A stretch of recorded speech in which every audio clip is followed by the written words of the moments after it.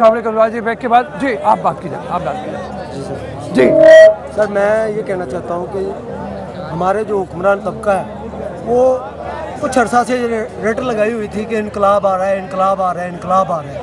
अब अगर कोई एक छोटी सी मिसाल बनने जा रही है दुनिया में, यहाँ के महकूम आवाम वो खाक किसी भी खिते के हों, वो एक मिसाल कायम करने जा रहे हैं। हालांकि वहाँ पर उस तबके के पास जो है कोई ऐसी क़यादत, कोई ऐसी पार्टी नहीं है कि वो उस इनकलाब को पाया तकमील तक पहुंचा सके। लेकिन मैं समझता हूं कि पाकिस्तान के मेहनत कश तबके के पास ऐसी पार्टी थी और उसने इस यहाँ के मेहनत कश तबके ने वो पार्टी तख्लीक की थी। वो किस बुनियाद पर की थी? रोटी कपड़ा और मकान की बुनियाद पर की थी। उस वक़्त अयूब खान के दौर में 40 या 50 पैसे सिर्फ और सिर्फ चीनी का रेट बढ़ा था और यहाँ का मेहनत का तबका सड़कों पर आ गया था और उसने साबित किया था कि हम इनकलाब ला सकते हैं। तो ये हुक्मरान डरे उस वक़्त से जब यहाँ का मेहनत का तबका एक मनज़्ज़म शक्ल में जब सड़कों पे निकलेगा तो इनसे वो हिसाब मांगेगा, तो इनसे वो हिसाब मांगेगा।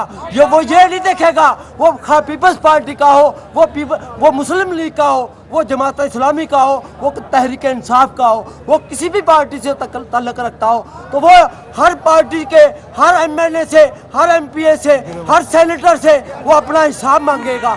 और वो मैं समझता हूँ कि वो गिरेबान पकड़ेगा। वो वक़्त आने वाला है, ये डरे उस वक़्त से, ये डरे।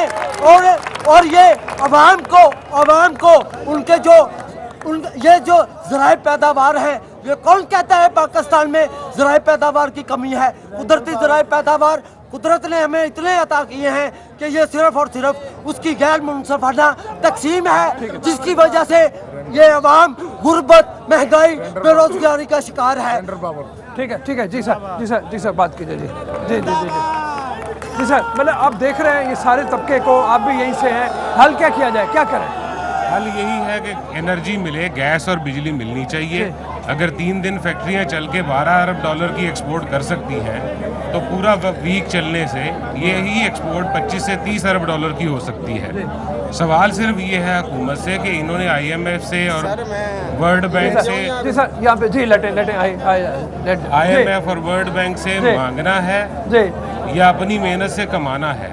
जो पैसा 1 अरब या 2 अरब डॉलर 1000 शराइत के साथ मिलता है हमें, उससे कहीं ज़्यादा पैसा हम बगैर किसी शर्त के दे रहे हैं और उसके अलावा बेशुमार टैक्सेस भी दे रहे हैं, बेशुमार लोगों को एम्प्लॉयमेंट भी दे रहे हैं। ये सारा निज़ाम चल रहा है। ये सिर्फ टेक्सटाइल नहीं है, बाकी सारे जो डिपार्टमेंट्स हैं वो भी इसी से चलते हैं। ठीक है जी सर। अभी जैसे हाजी अकरम अंसारी साहब ने बात की है, चेयरमैन स्टैंडिंग कमेटी के चीफ मिनिस्टर और प्राइम मिनिस्टर के दरमियान मुलाकात होती है और तय किया जाता है कि 2 दिन से ज़्यादा गैस बंद नहीं होगी, अक्रॉस द बोर्ड पूरे पाकिस्तान में की जाएगी गैस बंद 2 दिन के लिए। उस पे अगर ECC की मीटिंग पे अमल दरामद नहीं होता तो चीफ मिनिस्टर साहब क्या आया हक बजानिब नहीं है कि ये पूछे उनसे कि भाई ये आपने पंजाब के लिए कमिटमेंट की थी तो इस पे अमल दरामद क्यों नहीं हुआ? दूसरा मेरा सवाल यह है कि जब हम गैस, जैसे आगे सिक्का साहब ने बात की है, ये सारे मामले अपनी जगह, लेकिन हम कोई चीज़, कासिम साहब भी कहते हैं जी एक्सप्लोर करेंगे, इनकी हुकूमत थी कोई काम नहीं होता, नून लीग की हुकूमत है कोई काम नहीं होता। मेरा सवाल ये है कि क्या पाकिस्तान एक कोई लावारिस मुल्क है कि जिसकी आवाम की कोई सुनने को तैयार नहीं है? क्या हम इतने बेबस हो चुके हैं कि सिर्फ IMF का जो शिकंजा है उसकी बात है? आज हम तेल की कीमतें घटाते हैं तो हिलरी क्लिंटन आके बयान देती हैं कि ये तेल की कीमतें क्यों घटाई गई हैं। क्या अगर इसी तरह करना है तो फिर इसको स्टेट डिक्लेयर कर दे यूनाइटेड स्टेट्स की। यहाँ पर हम इतने क्राइसिस में गुजर रहे हैं, आप ये देख रहे हैं यहाँ पर जो हाल है। इसी तरह इंडस्ट्रियलिस्ट भी रोडों पे, आप TV चैनल्स पे देखते होंगे, हम भी रोडों पे निकलने पे मजबूर हैं। हमारी एक्सपोर्ट्स के जो ऑर्डर्स हैं, आज हमारी जो कैपेसिटी है अगर वो 25 बिलियन डॉलर की है और हम 4-5 बिलियन डॉलर के लिए IMF की शर्त शराइत मानने पे भी मजबूर हैं, तो अपने एक्सपोर्टर को, अपने इंडस्ट्रियलिस्ट को, अपने मजदूर के हक क्यों नहीं देते? ये हम सवाल किससे पूछेंगे?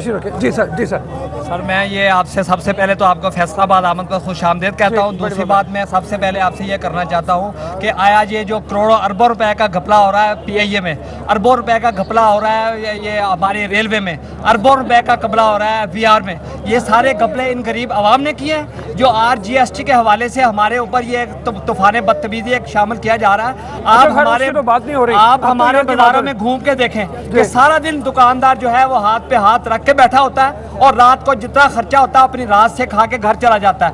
और मजीद ये है कि नए जो मसाइल हमारे लिए पैदा किए जा रहे हैं। बिजली की वजह से हमारे कारोबार में बुरी तरह मुतासर हो रहे हैं, सारा दिन मार्केटें वीरान नजर आती हैं। तो अब नए RGST जो है ये एक नए सर RGST की बात अभी नहीं हो रही चूंकि वो कर ही नहीं रहे।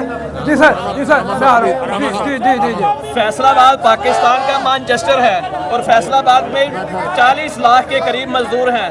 अगर इन्होंने हुकूमत ने इसी तरह किया तो इंशाल्लाह पाकिस्तान की जो तहरीक है मिस्र और ट्यूनिस वो फैसलाबाद से शुरू होगी। ठीक है, मुझे इजाजत दीजिए। जी हाजी साहब जरा बात कीजिए, आप बातें सुन रहे हैं यहाँ पे लोगों की। जी हाजी साहब जी, मतलब आप देख रहे हैं वो आपसे भी गिला कर रहे हैं इसीलिए, और वो कह रहे हैं कि अगर आपकी जो बात थी कि आपसे वादे किए गए थे 2 दिन के वो पूरे नहीं हुए तो इससे आगे कुछ करना चाहिए अब।